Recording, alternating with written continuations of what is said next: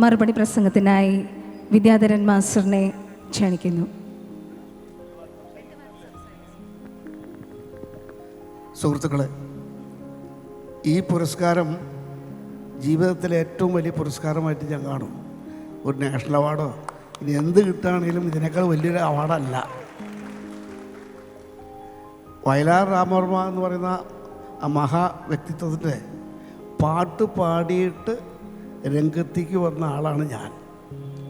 വയലാർ ദേവരാജന് സംഗീതം ചെയ്ത് അതിൽ പാട്ട് പാടിക്കൊണ്ട് മെഹബൂബിനോടൊപ്പം പാട്ട് പാടിക്കൊണ്ട് സിനിമയിലൂടെ എന്നെ പുറത്താക്കിയത്, അകത്തേക്ക് കടത്തിയതും ദേവരാജ മാഷും വയലാറും കൂടിയാണ്.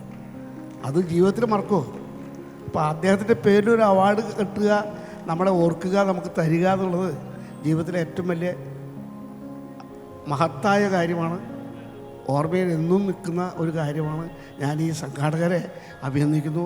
ഇത് വളരെ നല്ല രീതിയിൽ വയലാറിൻ്റെ 10 ദിവസമായിട്ട് നടക്കുന്ന ഈ പരിപാടി ഇനിയും വർഷങ്ങളോളം നന്നാക്കി നടത്താൻ അവർക്ക് കഴിയട്ടെ. ഇത് അദ്ദേഹത്തിനൊന്നും മരണമില്ലല്ലോ.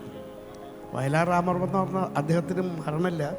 അത്ര പാട്ടുകൾ ജനങ്ങളുടെ ഉള്ളിൽ നിൽക്കുകയാണ്. ഇങ്ങനെ ഏക്കാലവും ഒരു പാട്ടെങ്കിലും മൂടാണ്ടോ മനസ്സിലാക്കാണ്ടോ നടക്കുന്ന ഒരു മനുഷ്യൻ മലയാളികളായിട്ട് ആരുമില്ല. അതുകൊണ്ട് തന്നെ ഇത് വളരെ നല്ല ഒരു കാര്യമാണ്. മണക്കാട് ഇദ്ദേഹത്തിൻ്റെ പേരിൽ അങ്ങൊരു ഇതിൻ്റെ പ്രവർത്തനത്തിന് മുന്നിൽ നിൽക്കുന്നു. ഇത് സംഘാടകരും ചേർന്ന് ഈ ചെയ്യുന്ന കാര്യം ഒരുപാട് നല്ല കാര്യങ്ങളാണ്. ഇത് വളരെ കാലങ്ങളോളം അതിഗംഭീരമായിട്ട് നടക്കട്ടെ. എല്ലാവിധ ആശംസകളും നേരുന്നു. നന്ദി, നമസ്കാരം.